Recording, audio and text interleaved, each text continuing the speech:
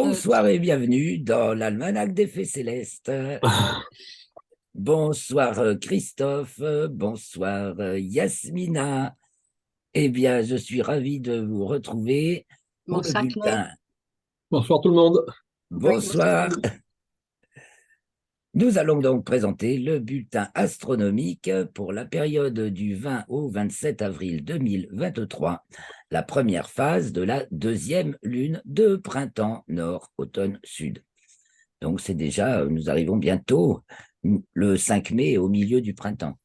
Et cette phase, donc, c'est de la nouvelle lune au premier quartier. Nouvelle lune le 20 avril, et c'est une éclipse de soleil, une éclipse hybride, annulaire et totale, qui sera visible de l'Australie à la Papouasie-Nouvelle-Guinée, donc qui a lieu à l'heure de la nouvelle lune, bien sûr, 6 heures et quelques du matin, et le premier quartier qui a lieu le 27 à 23h19 en fin de journée. Donc voilà une belle semaine qui s'annonce. On va d'abord faire un peu le résumé. Je vous fais un petit résumé des événements le plus importants de la semaine. Donc c'est la nouvelle lune avec l'éclipse de soleil. Au même moment, le soleil est au carré de Pluton. Et le lendemain, le 21, donc c'est jeudi 20, vendredi 21, Mercure entre en rétrogradation pour 3 semaines. Et puis, donc, on va voir le reste en regardant la fiche que je partage avec vous. Et puis après, on ira faire un tour sur Stellarium. Alors ça, c'est l'article de la semaine dernière. Celui de cette semaine va être en ligne bientôt. Voilà, donc on regarde les événements de cette semaine et je grossis un peu, donc je vais faire d'abord la chronologie complète. Finalement, je me dis que c'est peut-être plus facile. Là, ça, c'est la partie chronologique. Je vais vous la lire en chronologie, puis après, on ira voir la Lune et les planètes et ce qu'il y a à voir dans le ciel cette semaine. Évidemment, il va y avoir la Lune dans le ciel du soir, puisque à partir du 21, premier quartier, le 21 au soir, et puis ensuite la Lune va être présente de plus en plus tardivement en première moitié de nuit, en croissant de plus en plus gros, et elle va être conjointe aux planètes, donc Mercure, mais ça, on la voit plus. Enfin, tout juste, ah ben si, la Mercure avec pas loin du premier croissant, 21, le 21 avril, encore une petite chance de voir Mercure avec des jumelles pas loin de la Lune, on verra ça. Bon, et puis, donc premier croissant le 21 avril. Donc, jeudi 20, le jour de la nouvelle lune. Donc, jeudi 20 à 2h48, en héliocentrique, Mercure entre dans le signe de la Balance. Et à 6h12, c'est l'heure de la nouvelle lune. Et donc, elle est l'occasion d'une éclipse de soleil, donc hybride, c'est-à-dire annulaire et totale. Alors, dans les liens que je donne dans l'article, évidemment, il y a des explications, disons qu'elle frappe le point focal de l'éclipse est dans l'atmosphère pour le début. Donc, au début, elle est annulaire et après, elle devient totale. Ensuite, là, ça se passe dans le dernier degré du signe du bélier. Et à 6h29, vous voyez, 13 minutes plus tard, la Lune entre dans le signe du taureau, suivi par le Soleil à 10h13, qui à son tour entre dans le signe du taureau, et qui à 13h, et qui à 10h28, en coordonnées écliptiques euh, apparentes de la date,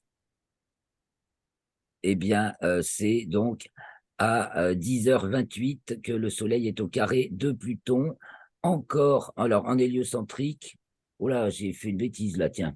Ah, je vois une bêtise. Ah, sacre bleu. C'est dans le premier degré du signe du Verseau pour Pluton et donc du Taureau pour le Soleil. Et là, je vois que j'ai marqué dans dans la fiche les résumés pour Terre, carré Pluton, que c'était le 19. J'ai oublié de corriger. Zut, je vais le faire. Ensuite, on continue. Donc, la Lune passe à son nœud ascendant parce que ça, c'est la condition, la deuxième condition absolument nécessaire pour qu'il y ait éclipse, il faut que ce soit nouvelle ou pleine Lune pour une éclipse de Lune, et que la Lune soit proche de son nœud. Donc, à 13h29, le jeudi 20, elle passe à son nœud ascendant. Elle passe donc en latitude écliptique nord. Vendredi 21 à 10h05, elle est conjointe à Mercure. Dernière occasion peut-être de repérer Mercure à côté du tout premier croissant de Lune le soir. À 10h35, vendredi 21, Mercure entame sa rétrogradation. Elle est stationnaire, elle s'arrête d'avancer devant les étoiles et elle se met à reculer. Son mouvement devient rétrograde jusqu'au 15 mai. Elle est au départ dans le 16e degré du signe du Taureau. Elle va revenir jusqu'au 6e degré du signe du Taureau. Toujours vendredi 21, la Lune est conjointe à Uranus, donc est tout près de Mercure, car Mercure et Uranus sont à 2 degrés l'une de l'autre, mais comme Mercure se met à rétrograder, elles ne vont pas être conjointes. Elles ne seront vraiment conjointes. Mercure doublera Uranus le 4 juin seulement. Donc on en reparlera avec les commentaires astrologiques. Et ce vendredi 21, donc c'est le soir où l'on peut voir le premier croissant de Lune. Et donc, devinez peut-être Mercure Ah, donc, au-dessus. Elle est encore au-dessus de la s'il fait Lune. beau. Ah bah oui, puis c'est ah oui, alors on va voir que c'est au ras des pâquerettes, au ras de l'horizon, bien entendu. Euh, il est quand même assez haut, le croissant de Lune, au départ aux alentours de 21h, il fait trop clair pour voir Mercure. Il se couche à 22h40. Donc, et Mercure, vous regardez, il faut chercher vers 21h30, mais Mercure sera bien. Elle est normalement au-dessus de la Lune, alors elle sera quand même peut-être visible. Quelle heure se couche Mercure au début? Voyons, ça c'est indiqué en bas. 22h10, ouais, vers 22h alors. Il y a une chance peut-être d'apercevoir Mercure et au-dessus du croissant de Lune. Samedi 22 à 12h10, la Lune entre dans le signe des Gémeaux et elle est conjointe aux Pléiades. Donc samedi 22 au soir, on verra la Lune près des Pléiades. D'ailleurs, voilà, le 21, elle n'en sera pas loin, à droite. Le 22, elle sera passée à gauche. Samedi 22 à 12h56, en héliocentrique, Vénus est conjointe à Mars dans le 20e degré du signe du Lion. À 15h49, toujours le 22, le Soleil qui est entré dans le signe du Taureau, donc le 20, juste après la nouvelle Lune, passe en référentiel équatorial à 2 heures d'ascension droite, c'est-à-dire la validation de, voilà, c'est la tranche Taureau, 2 heures et 4 heures dans le plan équatorial, c'est la deuxième tranche et c'est l'équivalent dans le plan équatorial au signe du Taureau dans le plan écliptique. Ça, je le développe dans mon livre qui va bientôt sortir, je touche du bois. Samedi 22, toujours à 18h45, en héliocentrique, Mars est à sa latitude maximale. C'est quand même le moment où il est conjoint à Vénus et en même temps, il est à sa latitude maximale. Donc, c'est au nord du plan de l'écliptique, 1 degré 50 minutes seulement. C'est la valeur du plan de révolution de Mars par rapport au plan de l'écliptique. Vous voyez qu'il n'y a pas grand écart. Mais Mars, voilà, 1 degré 50 d'écart entre les deux plans. Et donc Mars est à son maximum de nord dans ce plan. Samedi 22, toujours, la Lune sort des limites zodiacales. Donc là, en marron, donc nous sommes dans le plan équatorial. Elle passe donc Oh. 23 degrés 26 de déclinaison et elle monte et elle monte et elle monte, la petite bête, on va voir. Dimanche 23 avril à 14h42, la Lune est conjointe à Vénus. Ce sera un délicieux spectacle. Et on peut même le voir de jour, vers 16h, la Lune, elles sont à leur culmination. Et à ce moment-là, on peut, une fois qu'on a repéré le croissant de Lune visible dans le jour, on peut repérer Vénus à un peu plus d'1 degré au sud, peut-être avec des jumelles. C'est visible de jour, haut dans le ciel. Dimanche 23, Les jumelles. ouais, vaut mieux, oui, pour Vénus. Quoique, normalement, D'accord. on peut. Enfin, le soleil est pas loin quand même, un peu éblouissant, hein. On peut. Ah, C'est théoriquement possible. Enfin, ça dépend si on a un très très bon œil et si on a vraiment bien intégré où se trouve Vénus par rapport à la Lune. Vous regardez avec Stellarium, c'est facile de prévoir. Ça aide. Alors, on en était à dimanche 23. Jupiter atteint sa latitude maximale, en géocentrique cette fois-ci. Mais c'est pareil, c'est le plan de l'orbite de Jupiter par rapport à celui de la Terre. Bien sûr, en géocentrique, il y a des déformations.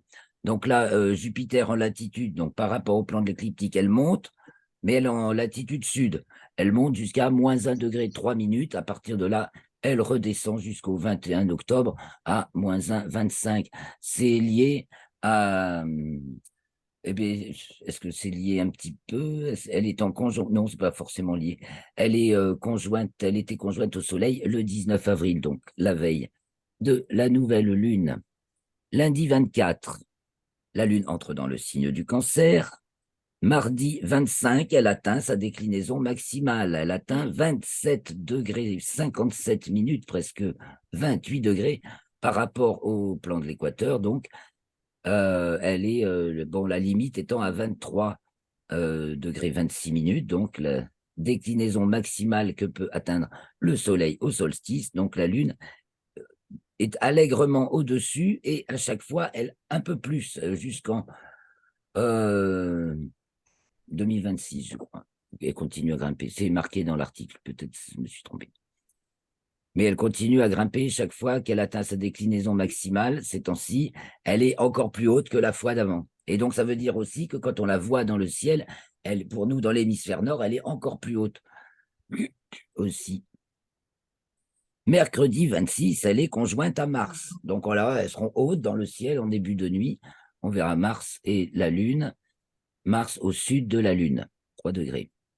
Et comme c'est devant la constellation des Gémeaux, ce petit monde, eh bien, le même jour, à 19h29, donc au soir, elle est conjointe à Pollux, la Lune, donc on verra Mars, la Lune, Pollux. Et jeudi 27, elle entre dans le signe du Lion. À ce moment-là, elle est devant la constellation du Cancer. Elle atteint sa latitude maximale, la Lune, elle aussi, par rapport au plan de l'écliptique. Donc, tout le monde est dans ses maximums. Jeudi 27 à 16h33, 5 degrés 16 minutes par rapport au-dessus du plan de l'écliptique, au carré de l'axe des nœuds. Hein, ça, donc c'est les ailes du dragon, j'ai oublié de le marquer. L'attitude maximale de la Lune, c'est les ailes du dragon, parce que les nœuds du dragon, bah, c'est les nœuds de l'orbite lunaire. Donc c'est en carré à 90 degrés. Donc actuellement, 4e degré du signe du Lion, l'axe des nœuds, c'est 4e taureau vers Scorpion. Et le 27 à 23h19, c'est le premier quartier de lune, donc on va atteindre l'apogée le 28, donc c'est pour ça que les jours s'allongent. Enfin, la durée de la phase lunaire plutôt s'allonge.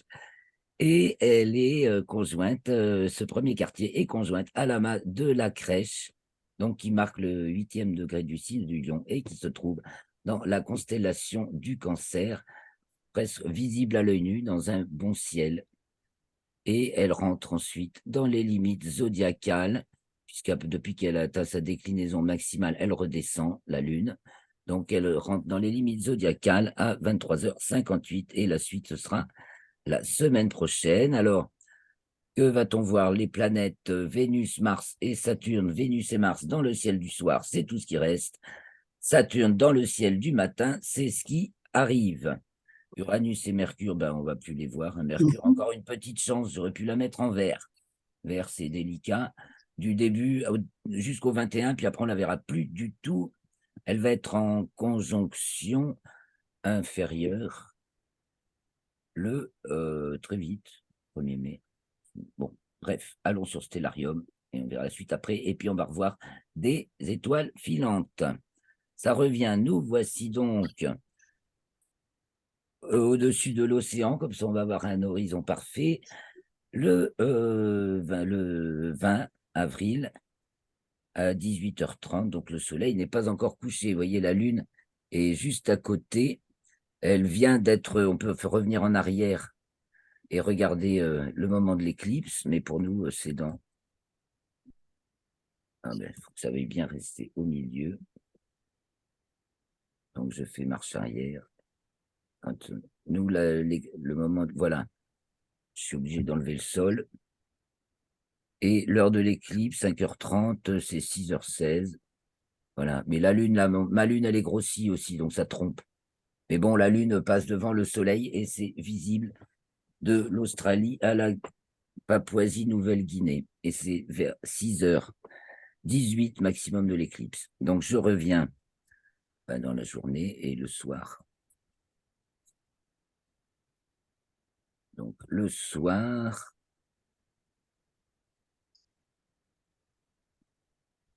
là, je suis le 21, 6h18. Je remets le sol. Je l'enlève, je ne sais plus. Le 21 au matin. Donc non, je vais aller le soir. D'abord, elles ne sont pas levées. Ah, un marqueur, quelle horreur. À chaque fois, je ne sais plus comment les enlever, ces fichus marqueurs. Éclipse droit. Ah, voilà. Shift, livre. Oh, je m'en suis bien souvenu. Donc, ce que je veux, c'est avancer en heure. Donc, je vais rester sur la Lune et retourner le soir. Le soir du 20. Donc, je reviens en arrière. Le soir de la nouvelle Lune, on ne verra pas la Lune. Donc, voilà. Le soleil se couche.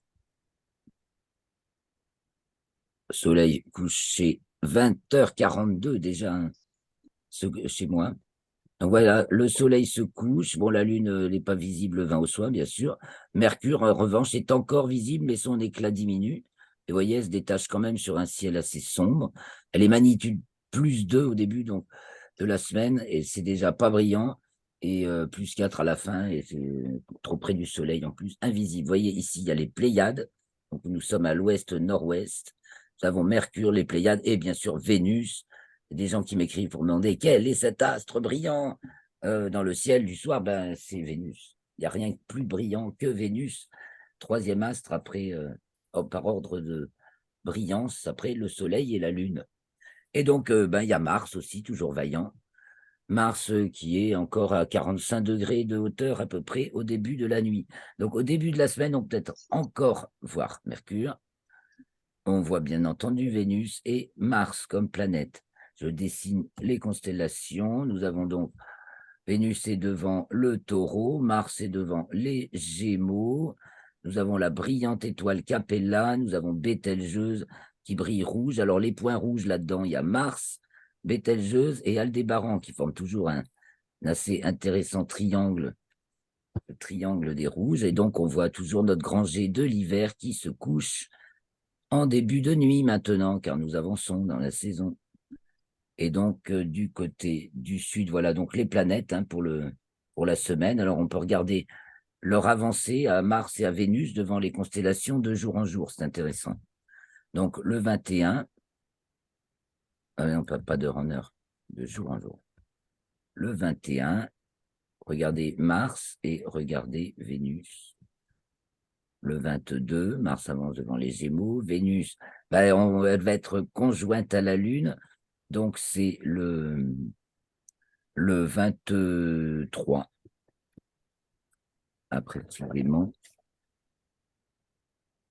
Le 23 à 14h42.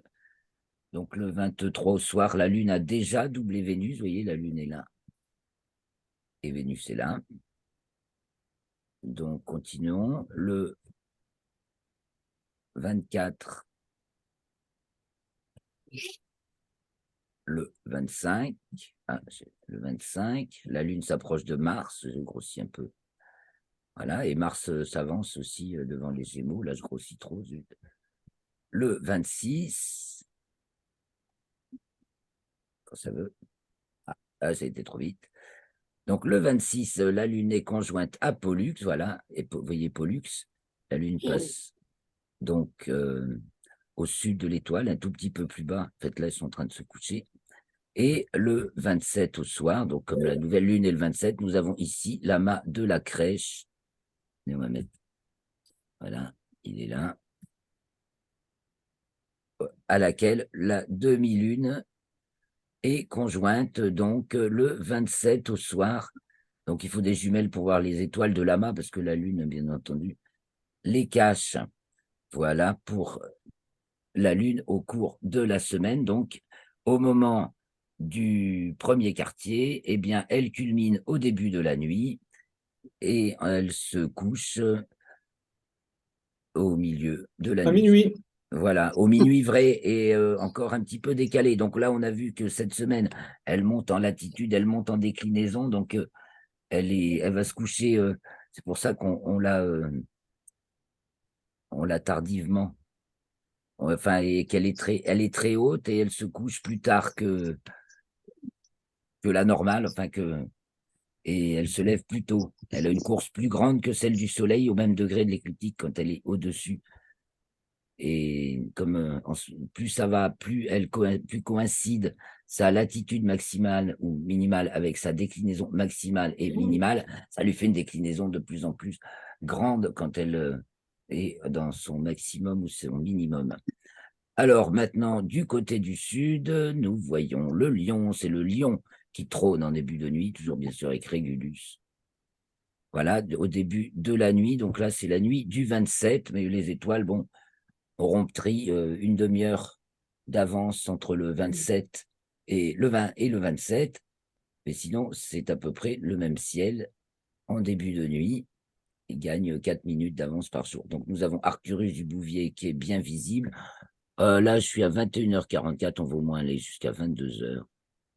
Et il fait le crépuscule et commence, hein, voyons, je regarde sur votre fiche, la crépuscule astronomique, 22h31, nuit noire le 20, 22h42 le 27. Évidemment, la nuit diminue, le jour augmente, la nuit diminue beaucoup. Ça, c'est du côté donc de l'Est maintenant que nous nous tournons et donc nous voyons Arcturus du Bouvier qui s'élève, la grande ours qui repart, qui monte encore en début de nuit. J'enlève ça, c'est tous les beaux amas là sur la gauche, tous les beaux amas de la Voie lactée qui sont par ici. Euh, La rue du lait. mais ça fait beaucoup de choses sur l'écran là, il faut un peu les enlever parce que sinon ça fait trop de choses à voir. Voilà, apparaissent, il y aura les seins des lyrides, des états, les lyrides d'avril, voilà, à côté de l'étoile Vega de la lyre qui se lève à quelle heure de bonne heure? 20h30, Vega se lève avant le début de la nuit noire même. Donc nous avons Vega qui se lève au nord-est. Donc on va voir apparaître au courant de la nuit le grand triangle de l'été. Bon, là, c'est Vega. Et du côté du nord, mince, je suis allé trop loin. Et bien, du côté du nord, on a la grande ours qui arrive à sa culmination, hein, qui est plane sur le dos, le museau en avant ici, les pattes là, et la queue ici. Et donc, au cours de la nuit, on va aller jusqu'à la minuit, on va la regarder. On va voir le ciel qui pivote autour de la petite ours, donc 23 heures, minuit, 1 heure, 2 heures.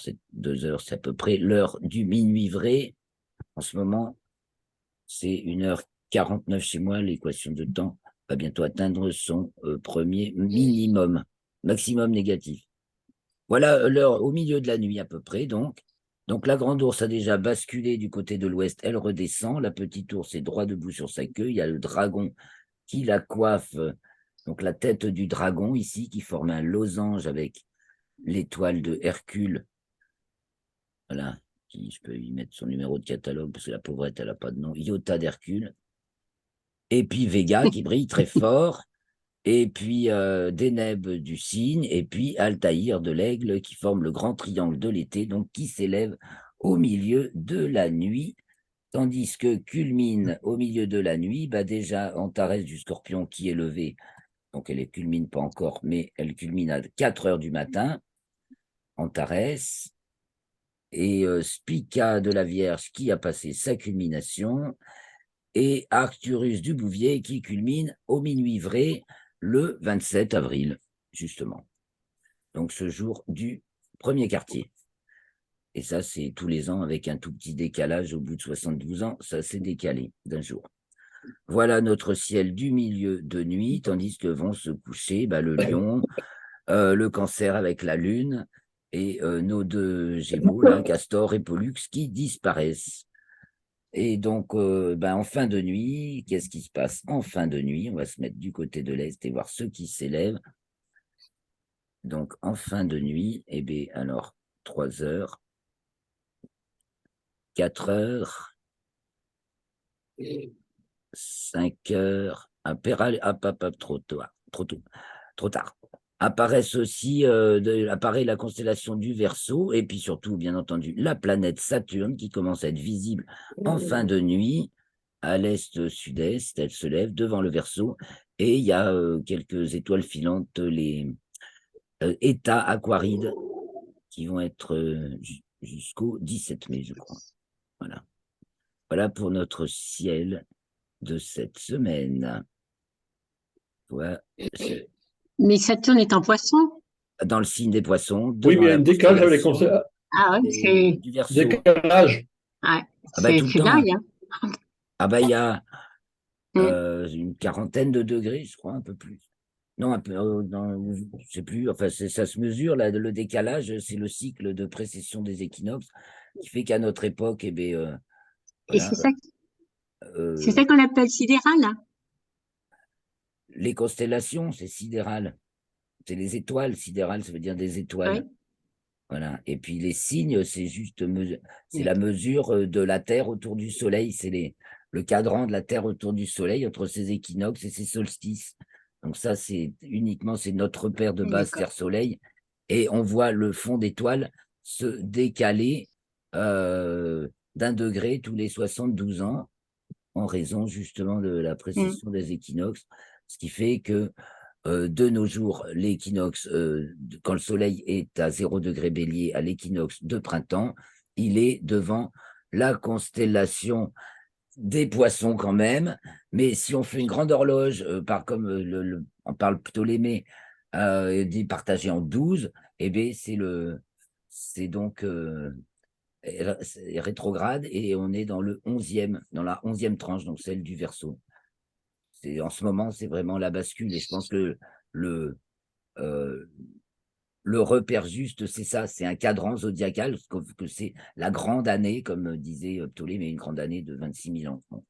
C'est le tour complet que fait le Soleil au moment de l'équinoxe de printemps devant les constellations.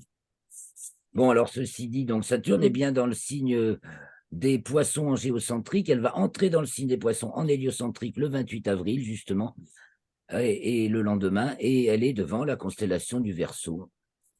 Et donc, on la voit dans le ciel du matin et on va la voir, elle va se lever de plus en plus tôt, donc dans le ciel du matin. Alors, je vous ai réservé quelques petites images. Allez, on va aller voir les images vite fait, parce qu'il ne nous reste plus beaucoup de temps. Et puis, quelques news. Alors, tiens, ça, c'est la Lune le jour, le 22 avril, 22 heures, croissant de Lune. Elle atteint sa libration, je suppose. C'est une maximale en longitude, ça veut dire qu'elle montre un maximum d'est, et on peut voir donc le soleil se lève sur la mer des Crises. Si vous regardez la Lune avec des jumelles, vous verrez assez facilement la mer des Crises, même à l'œil nu, et puis on voit le soleil qui s'y lève. Voilà, un peu plus tard, c'est le 27 avril à 22 heures. Là, je crois, c'est sa libration minimale en latitude. Donc, elle nous montre un max de sud, minimal en latitude, c'est bien ça. Et je vous montre le cratère Aristoteles. Elle est un peu décalée. Ah oui, il est là, c'est parce qu'il est tout au nord de la Lune. Donc, si vous regardez dans un instrument, l'image est renversée, vous le verrez en bas. Et il est assez identifiable. Surtout qu'une fois qu'on a repéré la mer des Crises, justement, voilà, en 5 jours, le soleil s'est levé sur tout ça. La mer de la tranquillité et la mer de la sérénité. Je passe. Voici la galaxie du cigare ou M82 que nous observons souvent avec Loïc. C'est une cible fréquente. Voilà, elle est photographiée, là, belle photo. Une autre photo de la Lune le 13 avril, donc la Lune en dernier quartier depuis le Brésil. Une photo bien réussie. Tiens, on voit Katharina, Eudox et Théophilus. Les successions de cratères, là, sont aussi assez remarquables.